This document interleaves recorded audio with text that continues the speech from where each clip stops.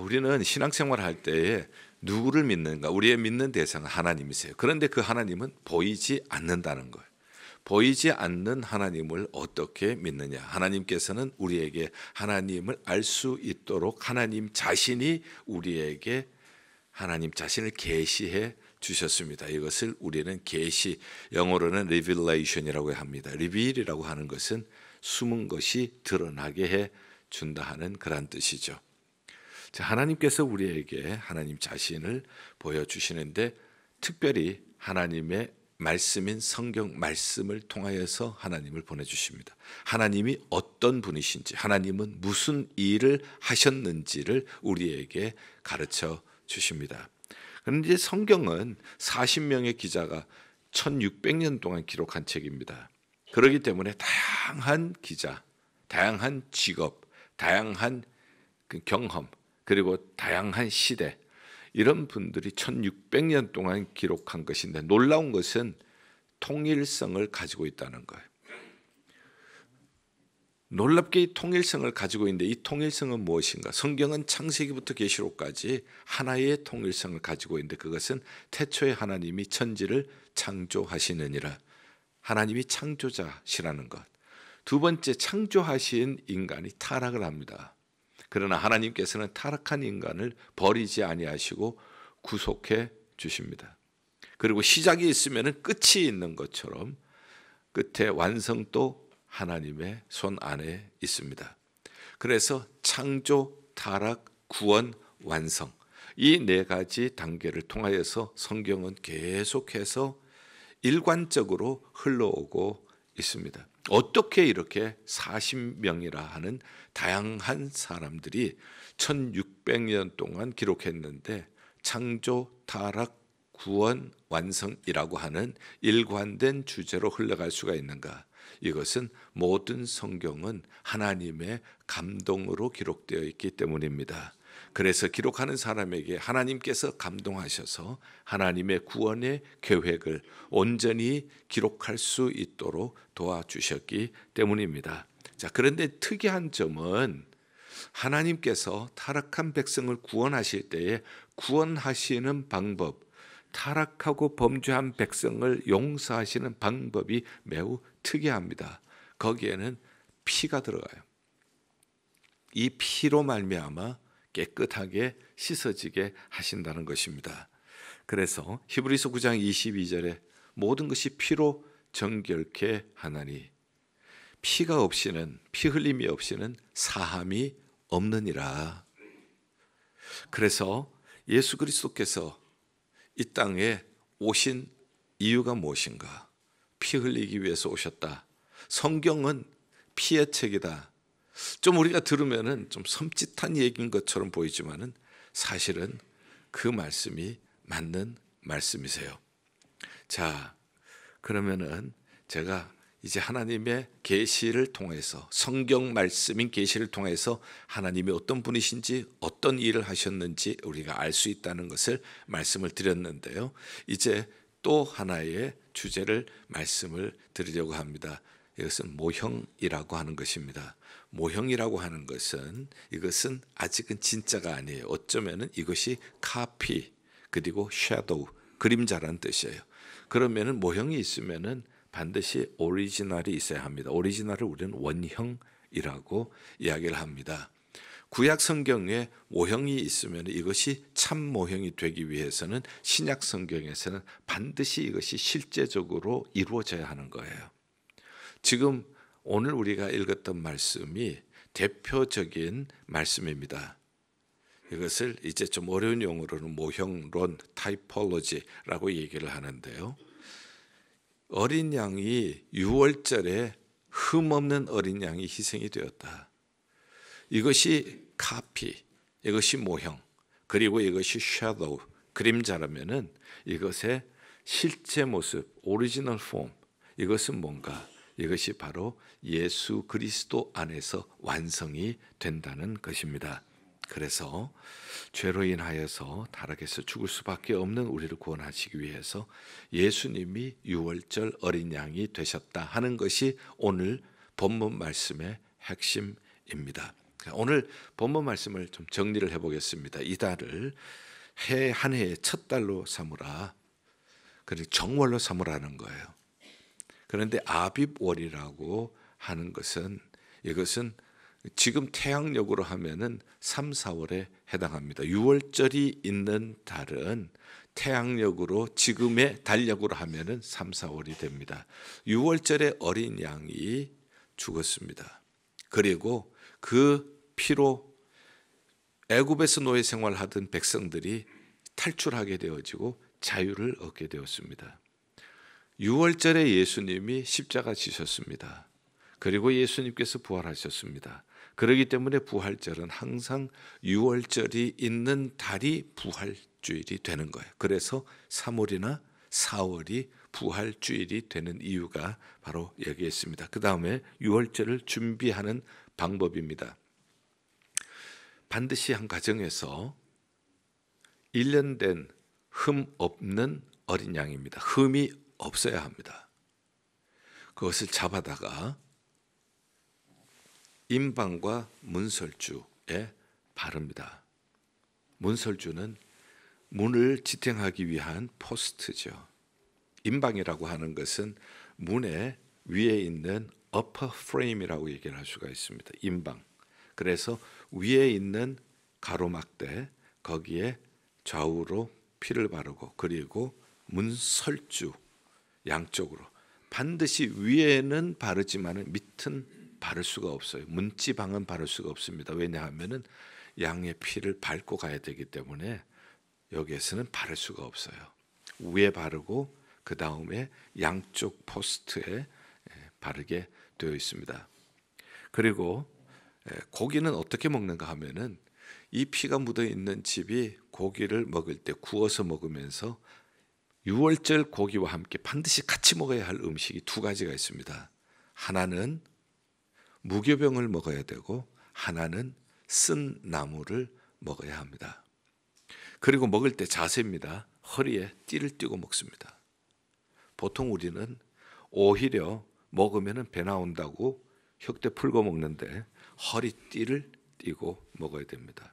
그 다음에 발에는 신을 신고 그 다음에 손에는 지팡이 잡고 뭔가 편안히 앉아서 음식을 먹는 분위기가 아니에요. 그리고 급히 먹이라. 이것이 6월절을 먹는 방법입니다. 6월절을 먹을 때는 허리띠를 띠고 그 다음에 발에는 신을 신고 그리고 손에는 막대기를 잡고 급하게 먹습니다. 이렇게 하면은 피가 묻어 있는 집은 죽음의 사자가 지나갑니다. 이것을 한문으로는 6월 지나간다. 영어로는 pass over 해간다.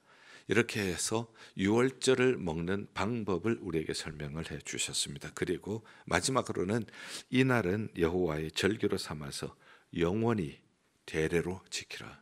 제 대대로라고 하는 것은 generation to generation 영원히 자자손손 이것을 지키라 하는 것이 오늘 성경 본문의 내용입니다. 자, 이 성경 본문의 내용을 가지고 세 가지 질문을 해보았어요.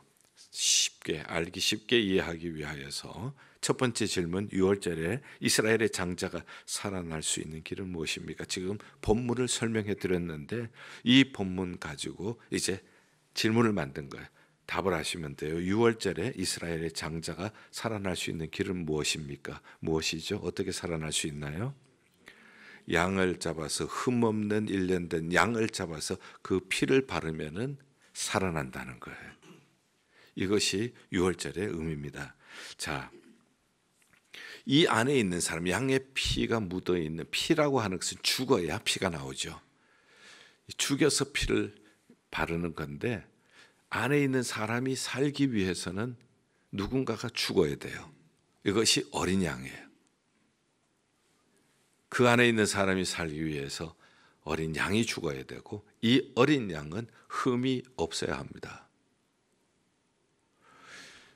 자, 예수 그리스도께서 어린 양이라고 했는데 예수 그리스도께서 우리의 6월절 어린 양이 되시기 위하여서 흠이 없는 분이셔야 합니다. 예수님께서 흠이 없으시기 위해서는 일반적인 결혼 관계로 태어난 사람은 안 됩니다. 자연적인 결혼 관계로 남자와 여자가 결혼해서 나온 사람은 반드시 그 부모의 죄가 그 안에 흘러 들어오기 때문이에요.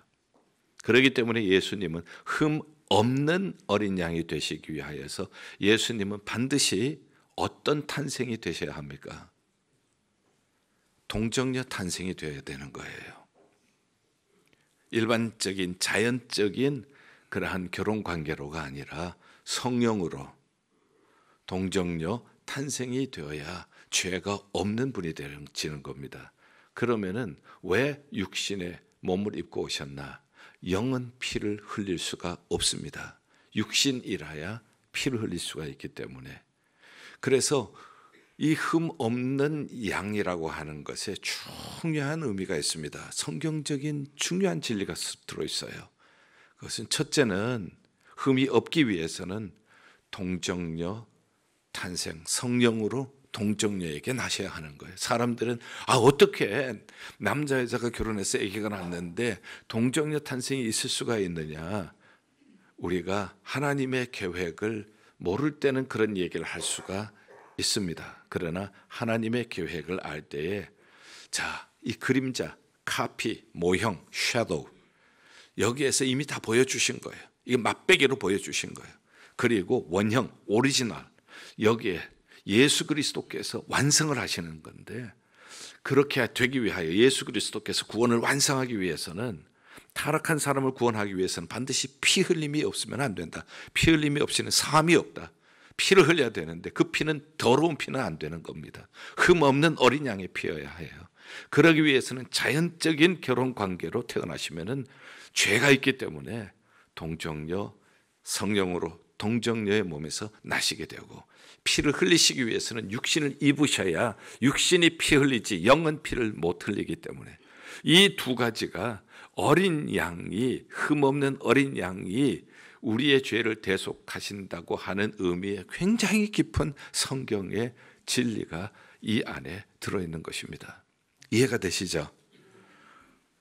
그 다음에 어린 양의 피를 바를 때 이런 생각을 해보았습니다. 사람들이 오늘 죽음의 사자가 지나간대. 장자들은 다 죽는데. 그런데 어린 양, 흠없는 어린 양을 잡아서 그 피를 문 임방에 양쪽 설주에 바르면은 죽음의 사자가 지나간대. 세상에 그런 엉터리 같은 이야기가 어디 있어? 이것은 말도 안 되는 얘기잖아. 사람들은 비웃을 수가 있습니다. 사람들은 조롱할 수가 있습니다. 그러나 그 밤이 되었습니다. 죽음의 사자가 지나갈 때에 놀라운 일이 일어났습니다. 조롱하던 사람, 비웃던 사람, 장자는 다 죽었습니다.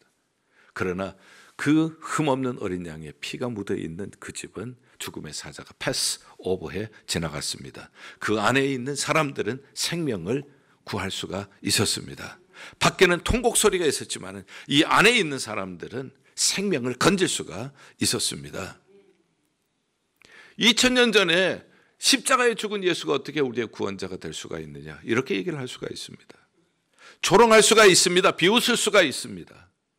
그러나 우리는 예수 그리스도께서 2000년 전에 우리를 위하여서 피 흘리신 예수 그리스도는 마치 유월절에 흠없는 어린 양으로서 그 백성을 죽음 가운데서 살리셨던 것처럼 타락한 우리를 살리시기 위하여서 예수 그리스도께서 자기 몸을 찢어서 피 흘려 우리를 구속해 주신 줄 믿습니다.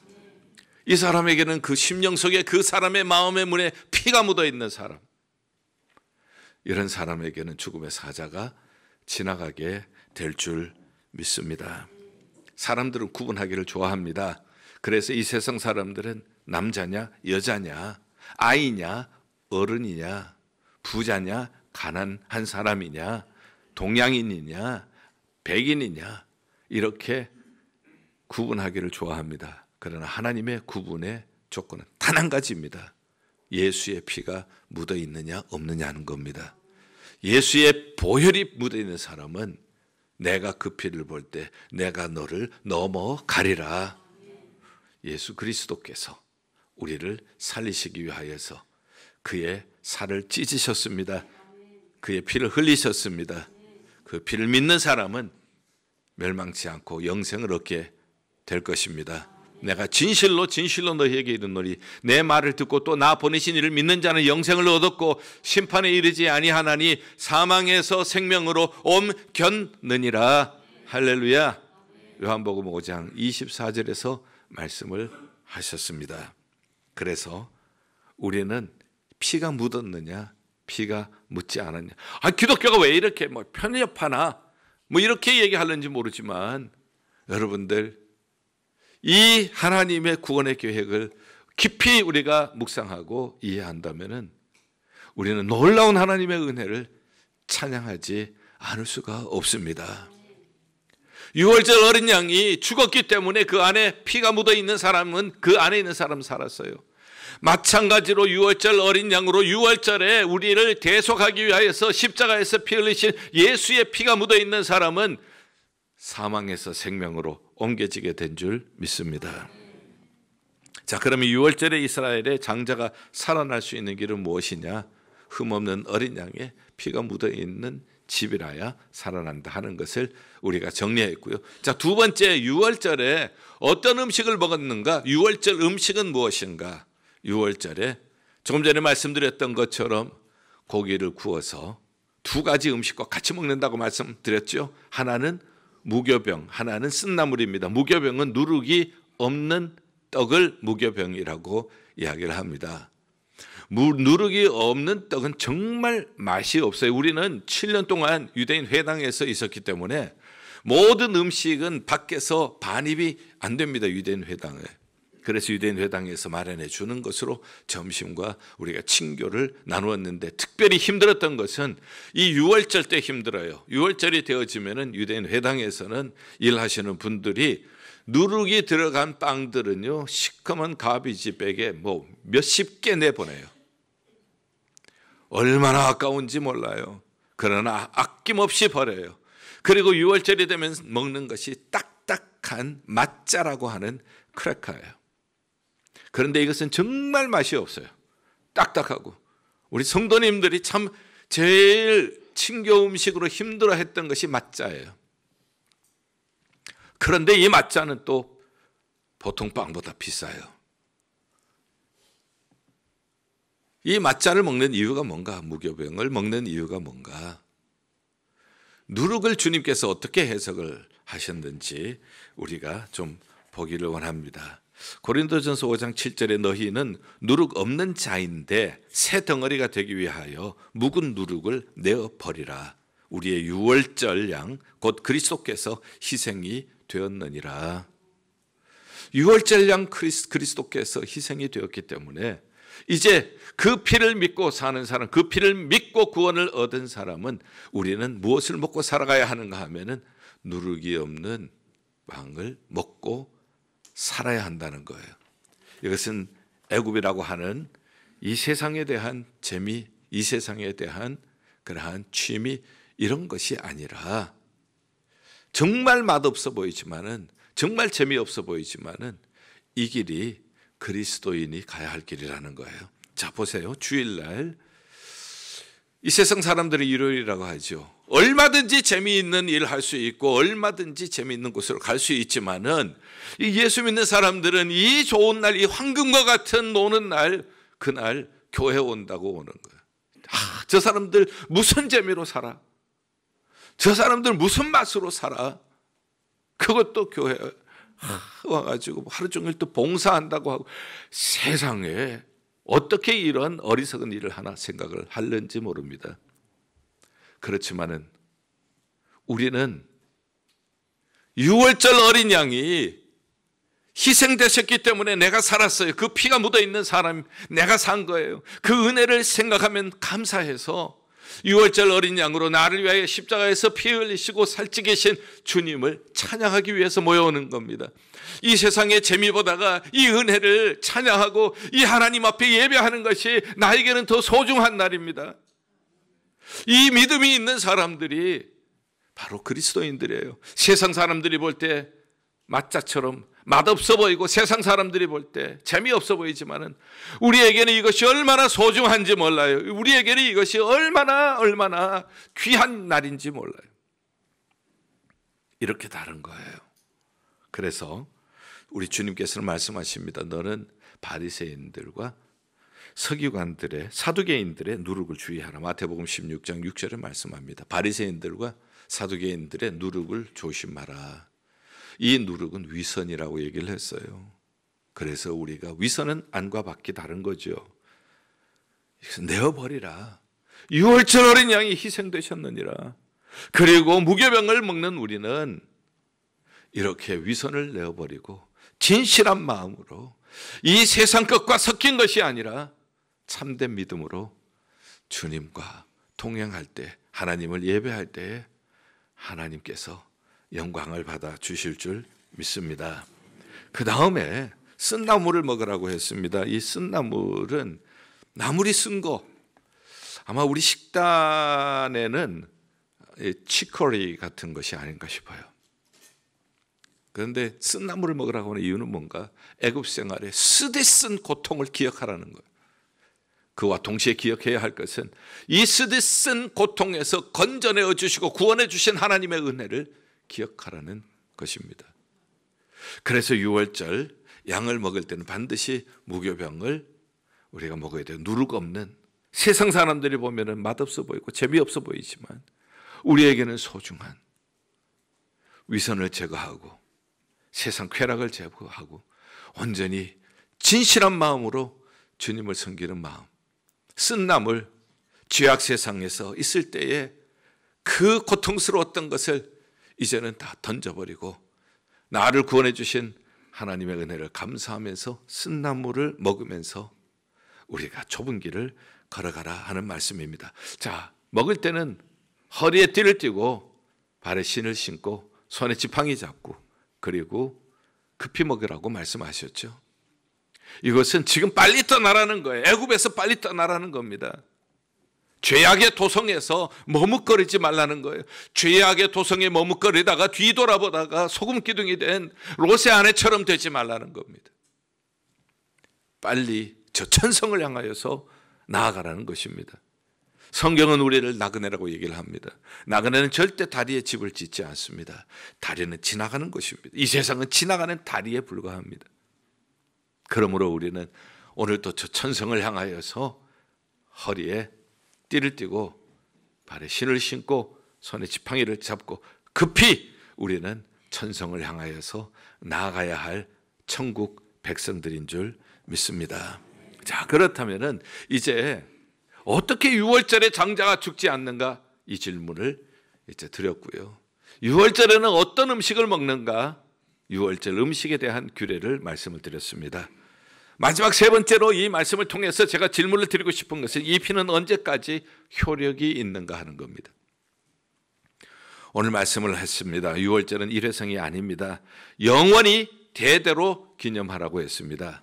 한 번 행사로 끝나는 것이 아니라 영원히 대대로 기념하는 것이 유월절입니다. 이 유월절, 이 구약의 유월절이 바로 신약의 우리에게 주시는 성만찬이 되었습니다. 고린도전서 11장 26절, 너희가 이 떡을 먹으며 이 잔을 마실 때마다 주의 죽으심을 그가 오실 때까지 전하는 것이니라. 계속해서 한 번으로 끝나는 것이 아니라 성만찬은 주님 오실 때까지 계속해서 대대로 generation to generation 이 성만찬을 기억하고 유월절 어린 양 대신 예수 그리스도, 우리가 어떻게 살 수가 있습니까? 장자의 죽음을 어떻게 면할 수가 있습니까? 양의 피를 묻혀야 한다는 것. 어떻게 먹어야 합니까? 어떻게 신앙생활을 해야 합니까? 무교병과 쓴나물을 이 고기와 함께 먹으며. 언제까지 이 피는 효력이 있습니까? 주님 오실 때까지. 우리가 과거에는 유월절 양을 먹었지만은 오늘 성만찬을 통하여서 우리는 유월절 양이 되신 예수 그리스도께서 우리를 위하여 피 흘려주시고 살찌지신 살을 기념해서 우리는 떡을 먹고 피를 기념해서 포도주를 대하게 될 것입니다. 결론적으로 말씀을 드립니다. 이 날이 그 해의 첫 달이 되게 하라고 했습니다. 우리가 성만찬을 대하면서 이 은혜가 우리에게 다시 한번 영적으로 새 출발하는 시간이 될 수 있기를 바랍니다. 누구든지 그리스도 안에 있으면 새로운 피조물이라 이전 것은 지나갔으니 보라 새 것이 되었도다. 고린도후서 5장 17절의 말씀이죠. 내가 새로운 피조물이 된 것을 다시 한번 기억하면서 우리가 성만찬을 대할 때에 영원히 대대에 우리는 예수 그리스도의 구속의 은혜를 기념하는 사람이 될 것입니다. 두 번째로 우리가 기억해야 할 것은 주님이 오실 때까지 이것을 전하라고 하셨어요. 전도가 무엇입니까? 전도는 지금 이 집에는 지금 임방과 문설주에 피가 묻어 있습니다. 그런데 저 집에는 안 묻어 있어요. 그러면 그 집에 있는 사람을 피가 묻어 있는 집으로 데리고 오는 것이 전도예요. 우리의 마음속에 있는 문에 예수의 피가 묻어 있는 사람, 아직까지 예수 그리스도의 보혈이 묻어 있지 않는 사람을 바로 우리가 이 문으로 인도하는 것이 전도입니다. 그래서 예수 그리스도의 보혈의 은혜를 믿고 우리가 하나님의 자녀가 되어지면은 이 사람도 천국 백성이 될 것입니다. 성만찬을 대하면서 주님 오시는 그날까지 이것을 전하라고 하셨어요. 우리의 자녀들에게 전하고 아직까지 이 피가 묻어있지 않는 사람들에게 전하고 해서 우리 모두 함께 우리의 자녀들도 우리의 이웃들도 함께 천국으로 들어가는 우리 모두 천국 백성들이 될 수 있기를 주님의 이름으로 축원합니다.